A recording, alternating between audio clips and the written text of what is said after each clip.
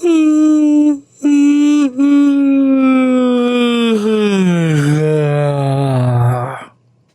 it, I did not get her this time. Fuck. That's what happens when you give me a sunflower seed before we start. Oh, yeah? Uh-huh.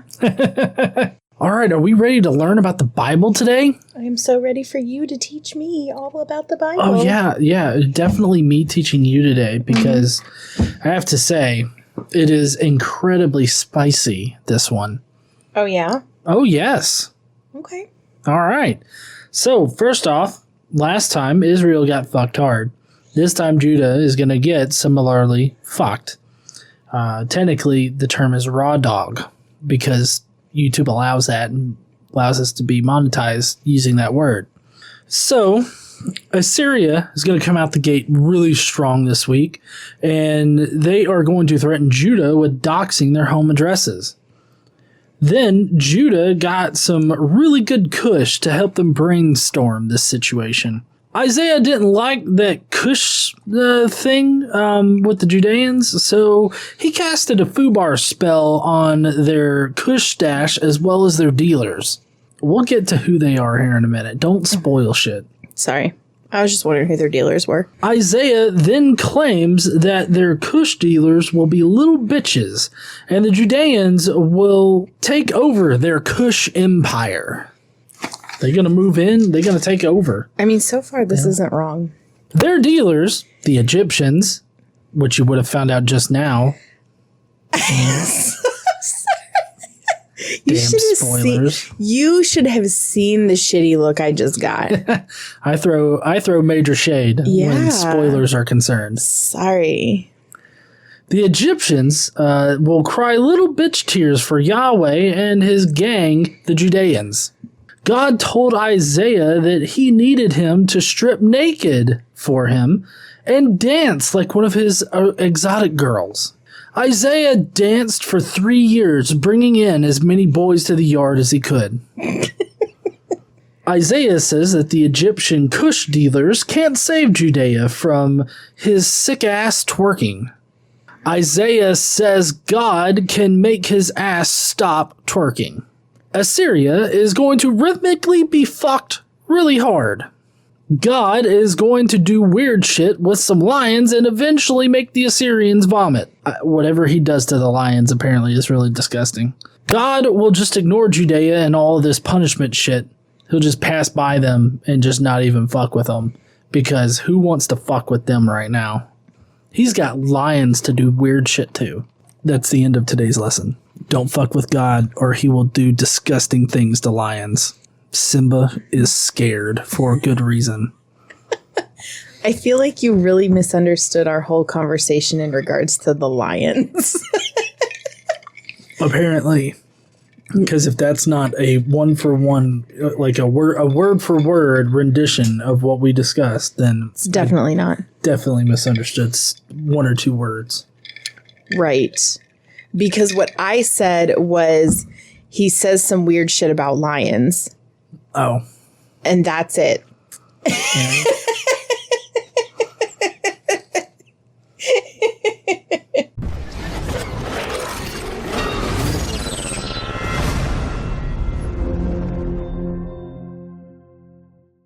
What's up, heathens? How y'all doing?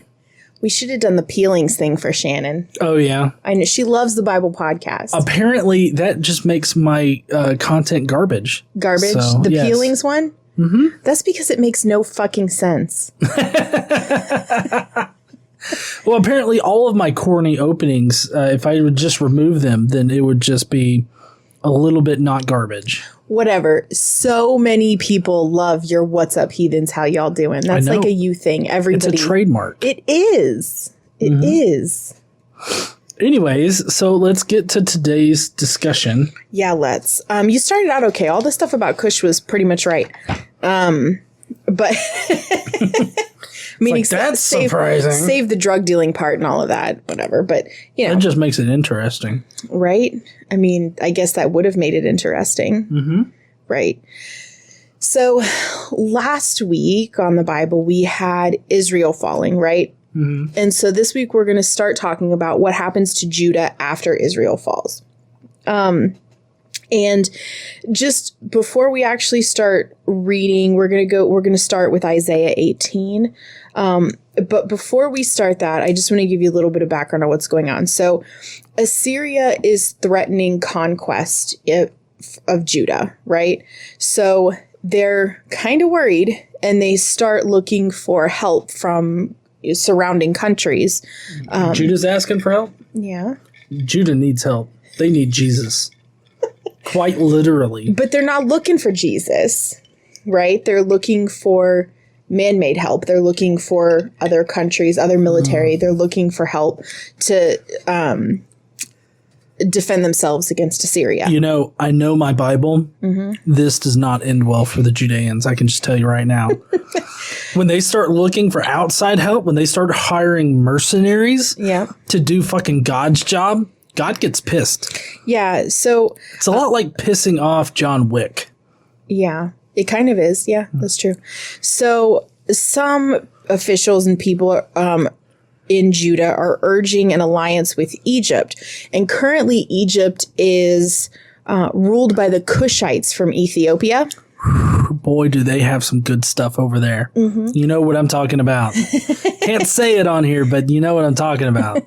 So Egypt's military strength, which I think a lot of people already know from different stories in the Bible, Exodus and things like that, their military strength kind of lies in their chariots and horses and their numbers, right? The men, but their chariots and horses are a really big deal for Egypt.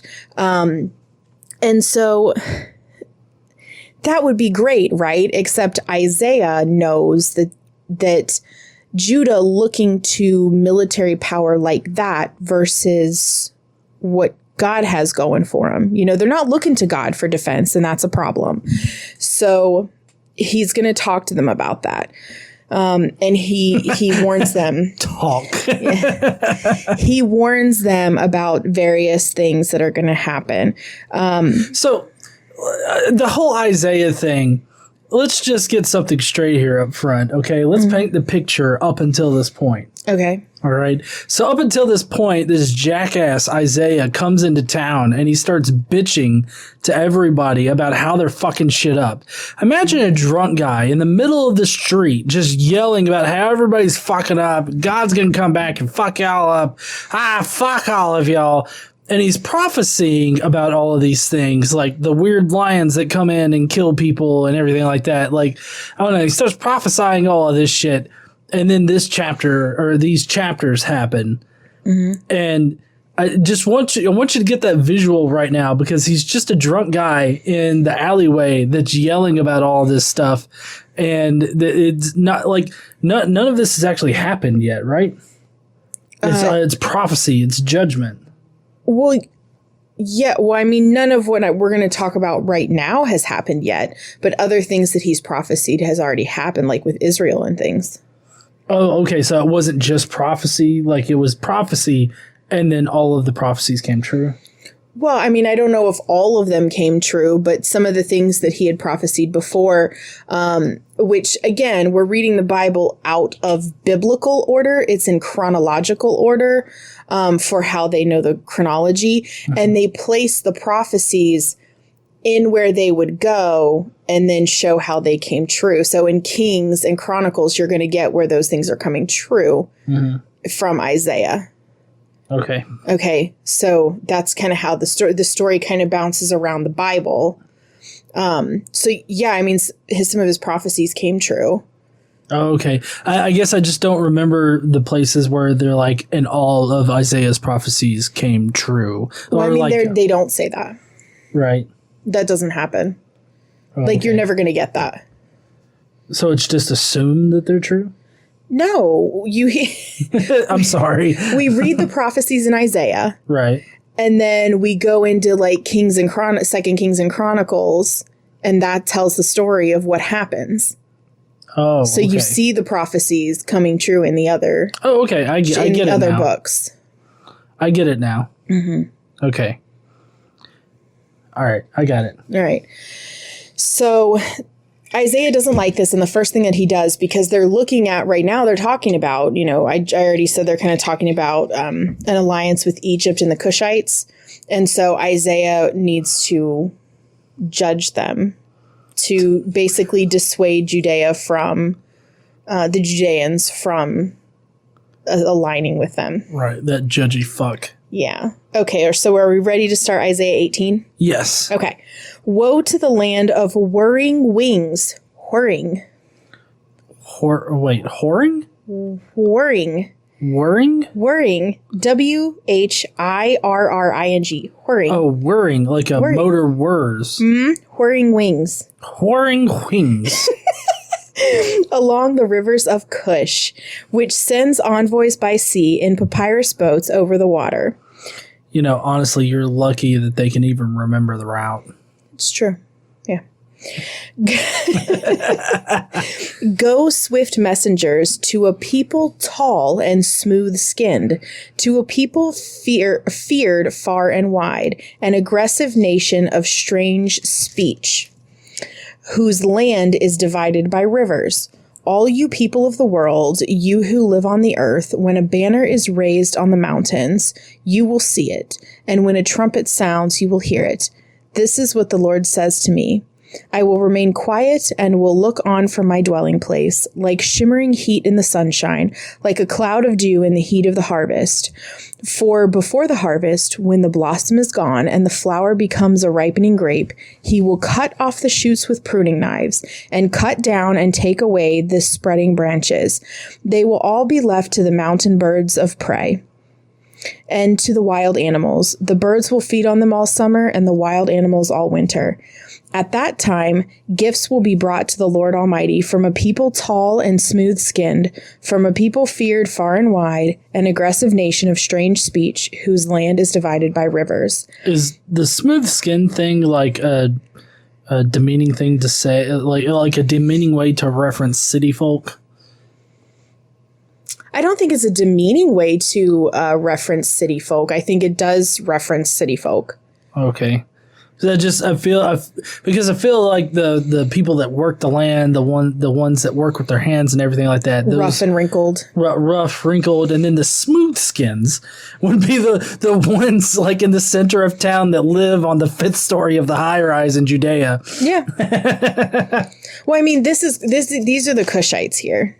Oh, okay. This is a judgment against Kush, right? Right. So the ones in the high rises are actually the medical marijuana people. Stop. The gifts will be brought to Mount Zion, the place of the name of the Lord Almighty. Okay. And then he gives an oracle, and this is Isaiah 19. He gives an oracle concerning Egypt. See, the Lord rides on a swift cloud, and it is coming to Egypt. The idols of Egypt tremble before him, and the hearts of the Egyptians melt within them. I will stir Egyptian against Egyptian. Brother will fight against brother, neighbor against neighbor, city against city, kingdom against kingdom. The Egyptians will lose heart, and I will bring their plans to nothing. They will consult the idols and the spirits of the dead, the mediums and the spiritists.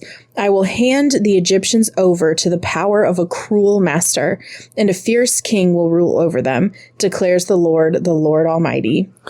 Can you imagine God like riding in on like a surfboard cloud?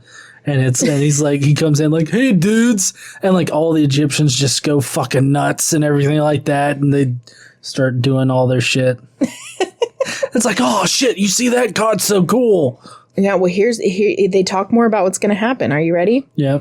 The waters of the river will dry up, and the riverbed will be parched and dry. The canals will stink.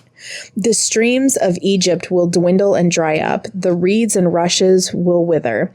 Also the plants along the Nile at the mouth of the river. Every sown field along the Nile will become parched, will blow away and be no more. The fishermen will groan and lament. All who cast hooks into the Nile, those who throw nets on the water will pine away. Those who work with combined flax will despair. The weavers of fine linen will lose hope. The workers in cloth will be dejected, and all the wage earners will be sick at heart. The officials of Zoan are nothing but fools. The wise counselors of Pharaoh give senseless advice. How can you say to Pharaoh, I am one of the wise men, a disciple of the ancient kings? Where are your wise men now? Let them sounds like, where you at now, bitch? Where are your wise men at now, motherfucker? Yeah. Let them show you and make known what the Lord Almighty has planned against Egypt. The officials of Zoan have become fools. The leaders of Memphis are deceived. The cornerstones of her peoples have led Egypt astray. The Lord has poured into them a spirit of dizziness. They make Egypt stagger in all that she does, as a drunkard staggers around in his vomit. There is nothing Egypt can do, head or tail, palm, branch, or reed. And just imagine some fuck Israel, Jacob, whoever you want to call him, just staggering around being like, oh, you fucking reeds. And then he falls face first into those dry shit beds that apparently God made. I mean, he just dried up the waterways. Okay, well, apparently they were layered with shit. Because they stunk. Mm-hmm. They did stink. I mean, come on. You ever been in the bayou? Sure, that shit stinks. I mean, I haven't, so I don't know. I'm fairly certain they do. Anyways, go ahead. Okay. So now we're going to continue in Isaiah 19, but we're going to talk about how Judah is going to subjugate Egypt. Okay. With one of them BDSM masks. It doesn't actually say that. In that day, the Egyptians will be like women.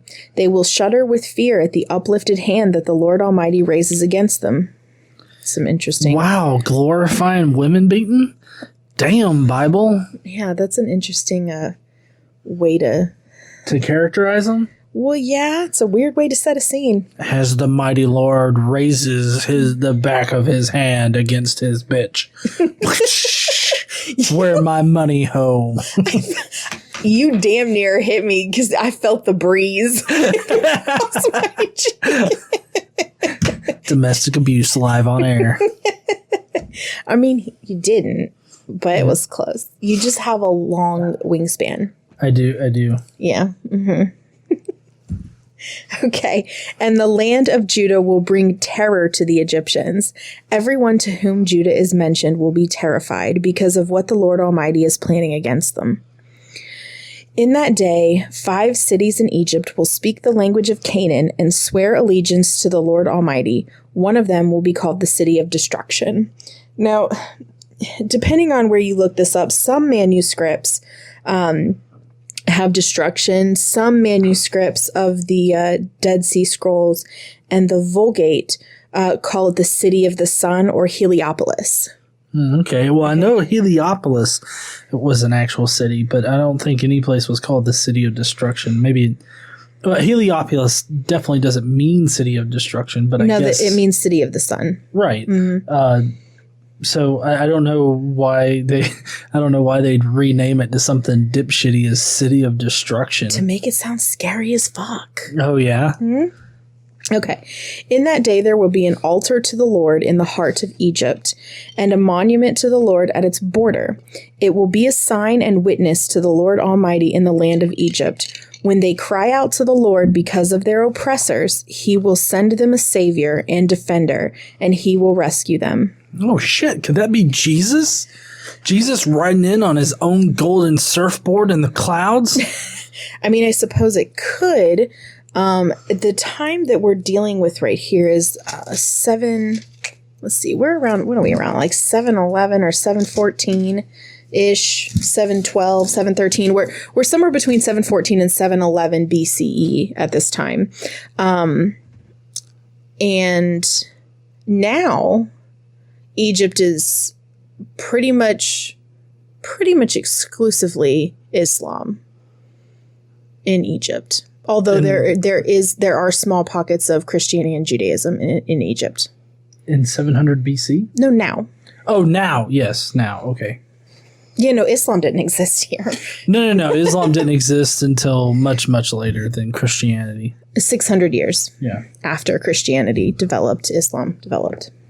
So the Lord will make himself known to the Egyptians, and in that day they will acknowledge the Lord. They will worship with sacrifices and grain offerings. They will make vows to the Lord and keep them.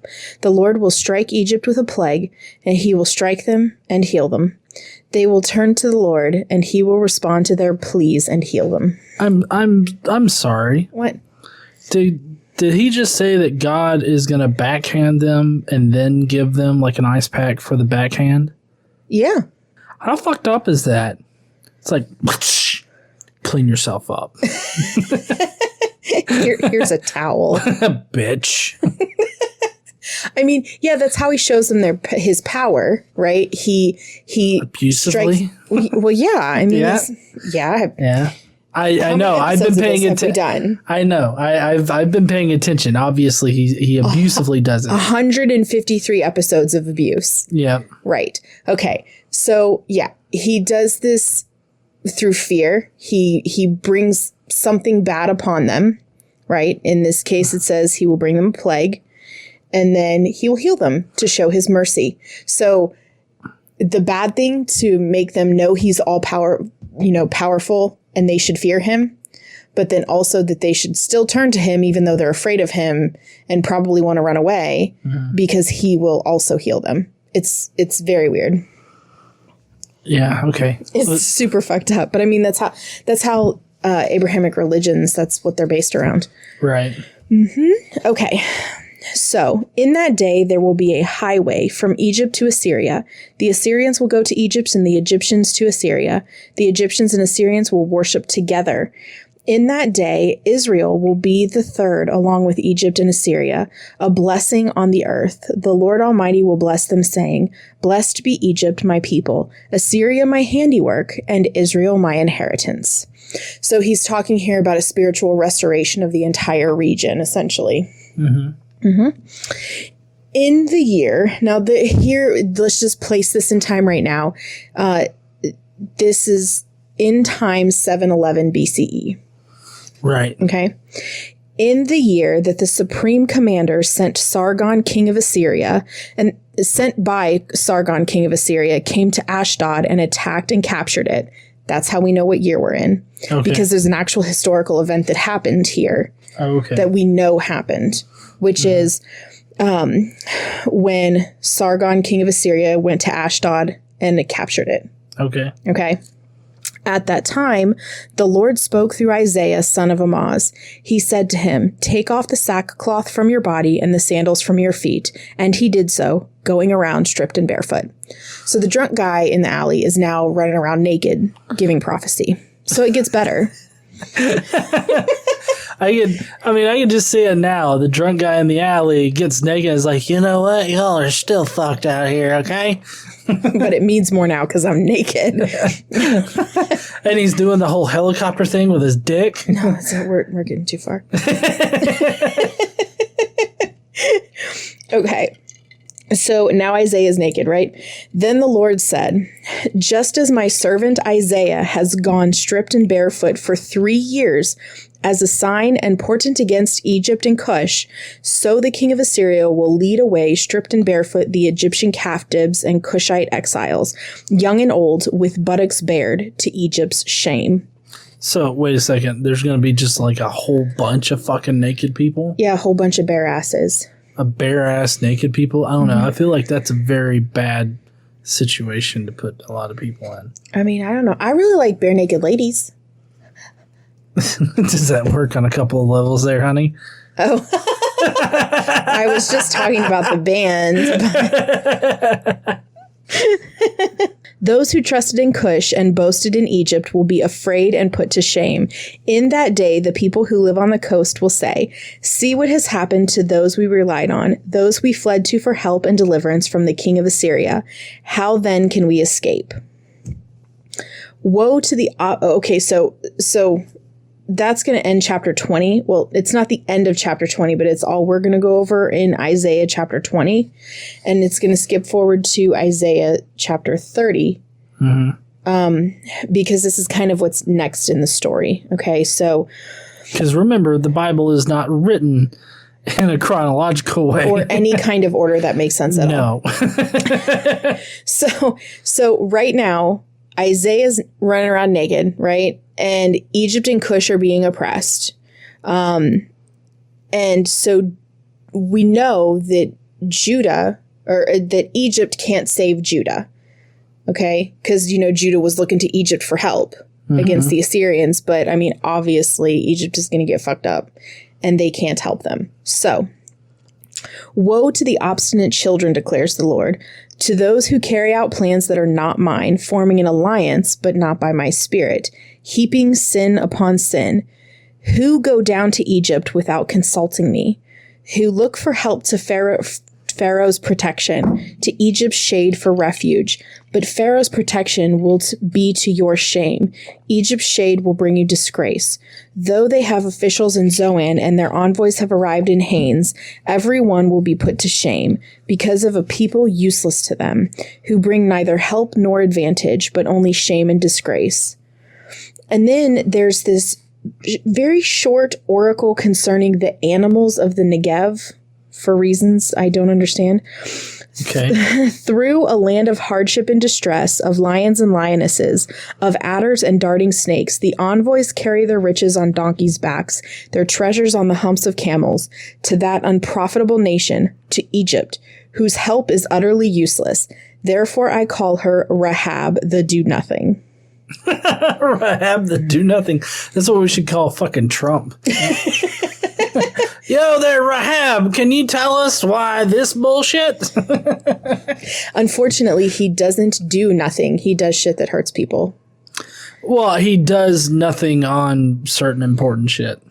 Oh, you mean like to Russia when they put bounties on our soldiers' heads? Yeah. Oh, okay. I mean, he's a Rahab then. Yep. He was a Rahab with the COVID situation back at the very beginning of it. Well, I mean, except, he did cut off some travel from China. That obviously fucking worked.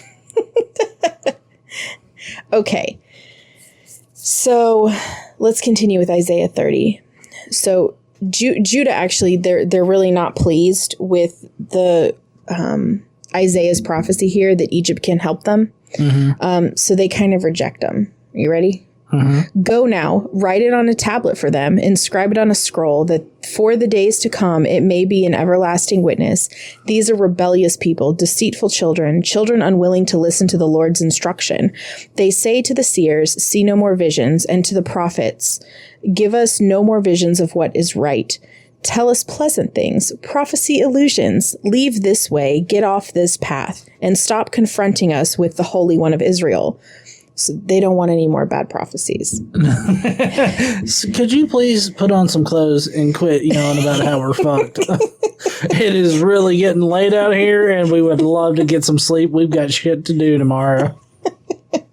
So, this is what the Holy One of Israel says.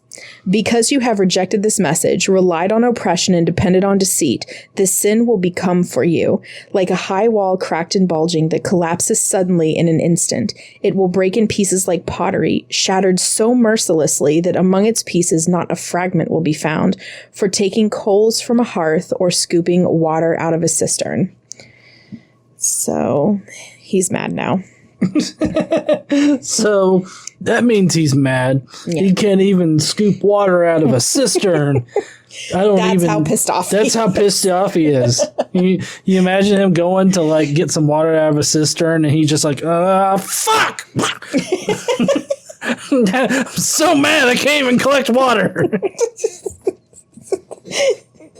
Okay. But he's not done talking. You ready? So Isaiah is telling Judah what God is saying. So this is what the sovereign Lord, the Holy One of Israel, says. I would just have to look at him and be like, seriously, man, I can't take you seriously while your dick is staring directly at me while you're talking about God. Could you cover some shit up there? I'm trying to read here, man.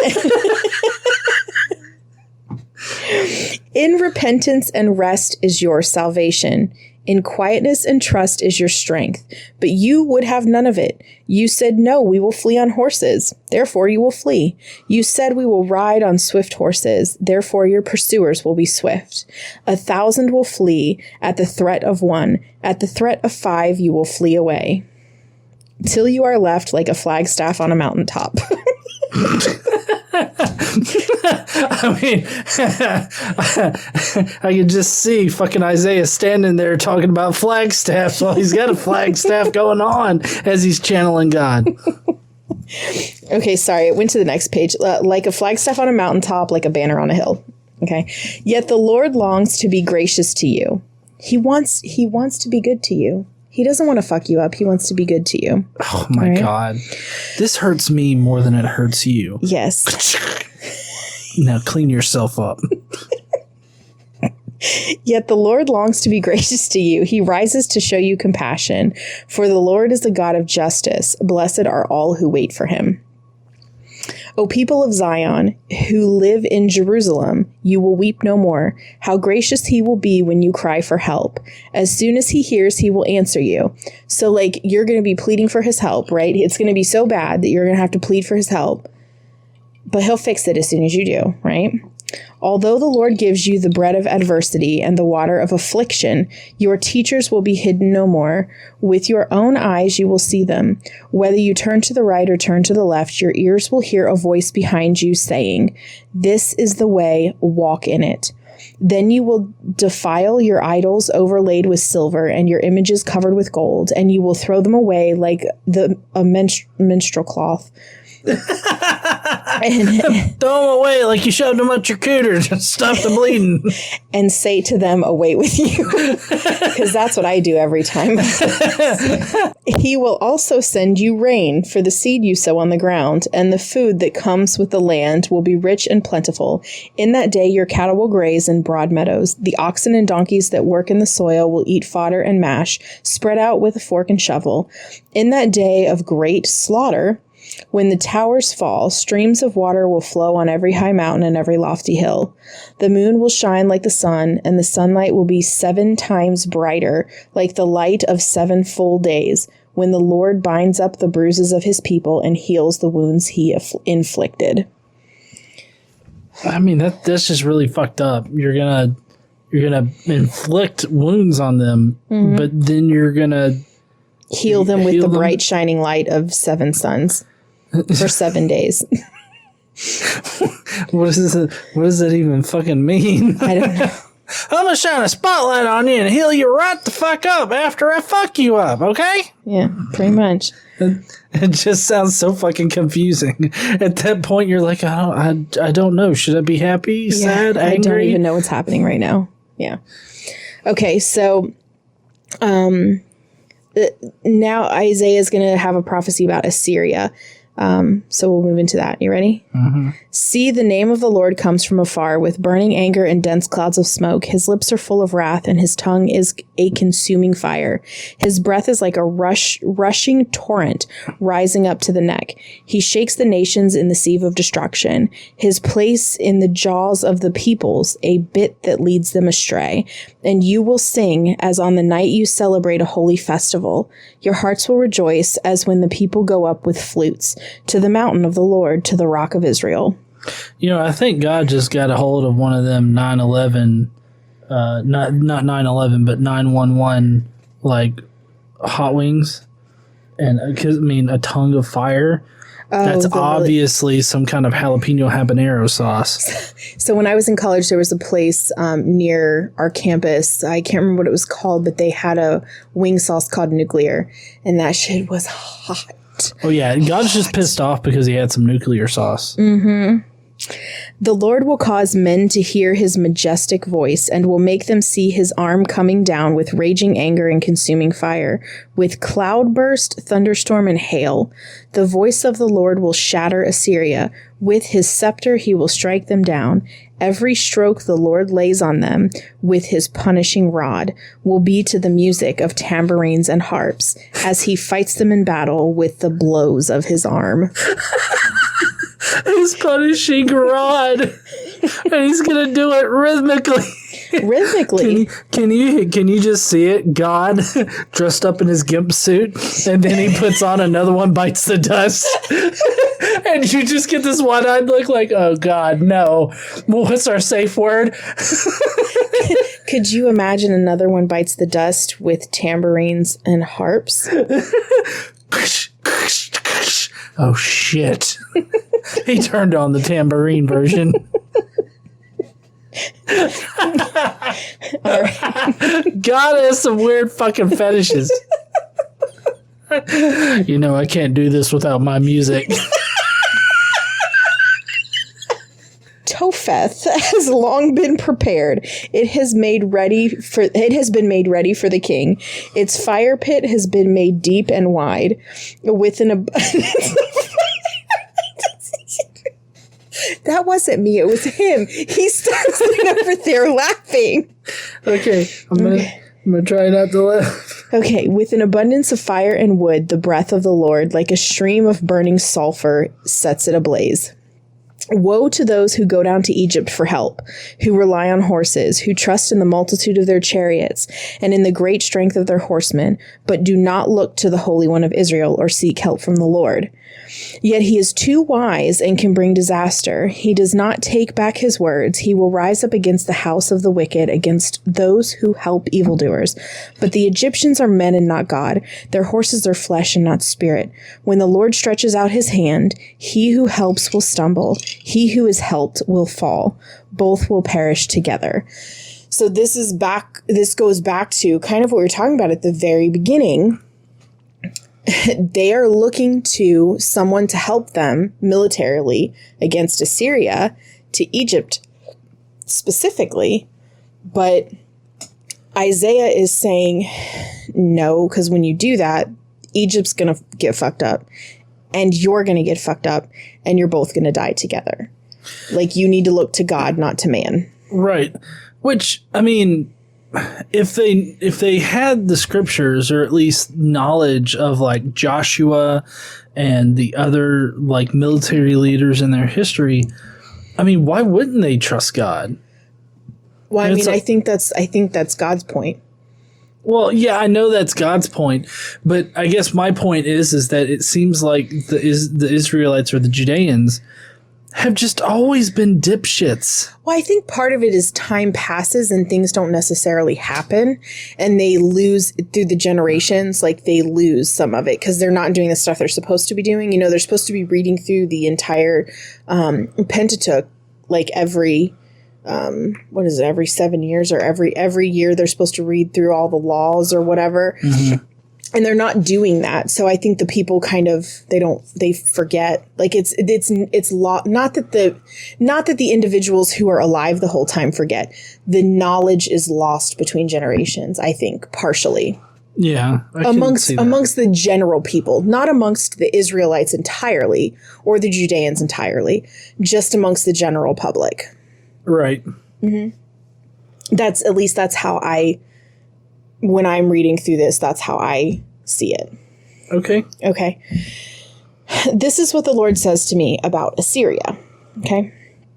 As a lion growls, a great lion over his prey, and though a whole band of shepherds is called together against him, he is not frightened by their shouts or disturbed by their clamor.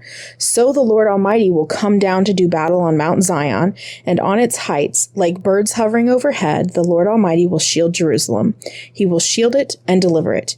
He will pass over it and rescue it. Return to him. You have so greatly revolted against, O Israelites, for in that day every one of you will reject the idols of silver and gold that your sinful hands have made.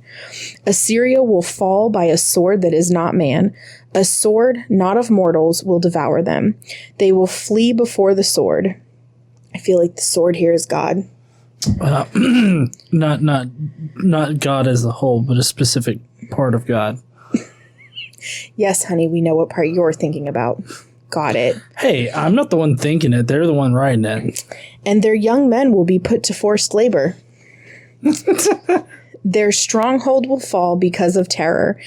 At sight of the battle standard, their commanders will panic, declares the Lord, whose fire is in Zion, whose furnace is in Jerusalem. And that's all we're going to talk about today.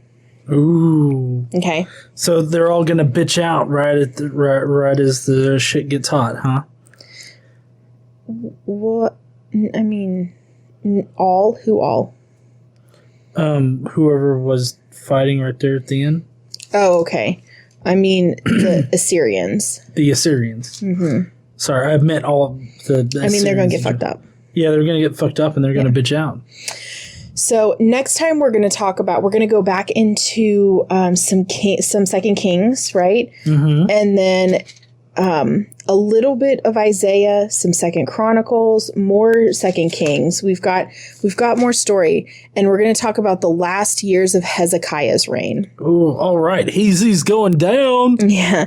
So we're going to talk about Hezekiah, and it's going to be it's kind of an interesting story with Hezekiah. I wonder if Heezy over there is kind of like in really old age. Who's the rapper guy that's got the big clock? Oh, fuck! You asked me too fast because I can see his face. He had a show. He had a dating show. Yeah.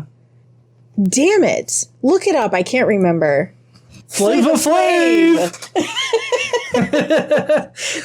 I feel like Heezy at this point is kind of looks like Flava Flav. It was Flavor of Love was that show. Yeah. Yeah. Okay. So we're going to talk about Hezekiah, and we're going to get quite a bit into Hezekiah a little bit about his life. They're going to have a Thanksgiving kind of deal. And then they're going to have some envoys come in from Babylon. Let's see. And it's kind of a test. So we're going to see what happens with that envoy that comes in, right? And again, it's the it's the last days of Hezekiah, the last years of his reign. So you know what that means. Mm-hmm. When a king dies, his reign's over. Oh, I should hope so. Yeah. Well, I just mean his reign's over because he dies. Right. Not because he chooses it to be and then he dies later. Right. So we're gonna have the death of Hezekiah too. Right? Right. So that's what we're gonna go over next time on the Bible. Okay. Oh, Right. Awesome. We're gonna go over Heezy's end. Are you gonna have Flava Flav on the next week? Yes, not this week, but the next week. It's definitely going to be Flava Flav. Okay. Because he's definitely representative of the Heezy that's in the Bible right now. But anyways, so I hope that you heathens enjoyed this episode. Tune in next week for Flava Flav, and I guess we'll be seeing you heathens later. Don't forget to stand up and use your voice. Bye, heathens. Bye, y'all.